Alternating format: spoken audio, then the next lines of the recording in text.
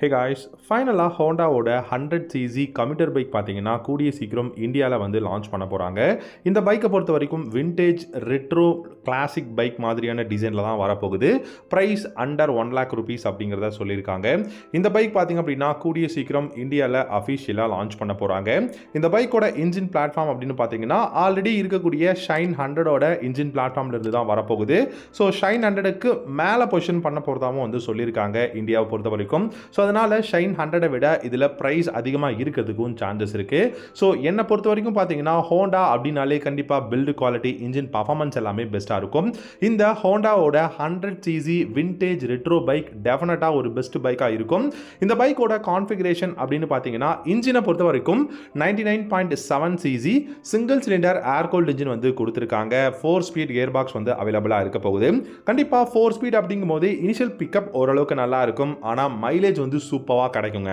என்னை பொறுத்த வரைக்கும் 70லேருந்து 75 km/லிட்டர் மைலேஜ் தாராளமாக இந்த பைக்கால் வந்து கொடுக்க முடியும்.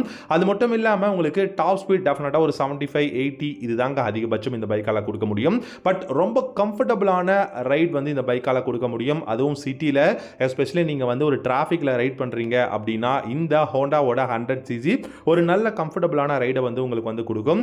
அது மட்டும் இல்லாமல் நல்ல சஸ்பென்ஷன் செட்டப்பும் வந்து கொடுத்துருக்காங்க. ஃப்ரண்ட்டில் 38 mmல உங்களுக்கு டெலஸ்கோபிக் ஃபோக்ஸும், ரியரில் பார்த்தீங்கன்னா ட்வின் நைட்ராக் ஷாக் அப்சர்வர் வந்து கொடுத்துருக்காங்க. பிரேக்ஸ்னு பார்க்கும்போது ஃப்ரண்ட் அண்ட் ரியர் உங்களுக்கு பார்த்தீங்கன்னா நல்ல பெஸ்ட்டான பிரேக்கிங் தான் இருக்குது. ஆனால் ஃப்ரண்ட்டில் மட்டும்தான் சிங்கிள் டிஸ்க் பிரேக் வந்து கொடுத்துருக்காங்க. ரியரில் ட்ரம் பிரேக் மட்டும்தான் இருக்குது. இந்த பைக்கில் ஏபிஎஸ் எதுவும் வந்து அவைலபிள் இல்லை.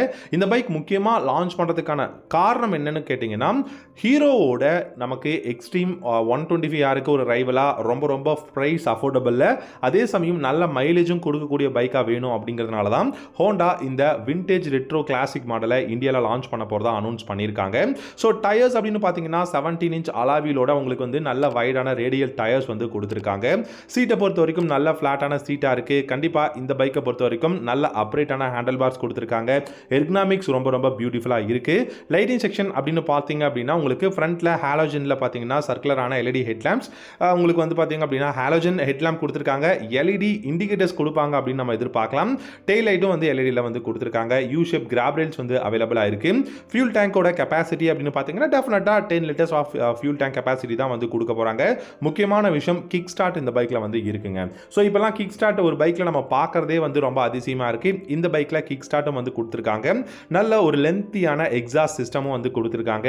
எவ்ரிடே யூசேஜுக்கு ஒரு பர்ஃபெக்டான கம்யூட்டர் பைக் நீங்கள் தேடிக்கிட்டு இருக்கீங்க அப்படின்னா ஹோண்டாவோட இந்த விண்டேஜ் ரெட்ரோ கிளாசிக் மாடல் ஒரு பர்ஃபெக்டான பைக்காக இருக்கும்.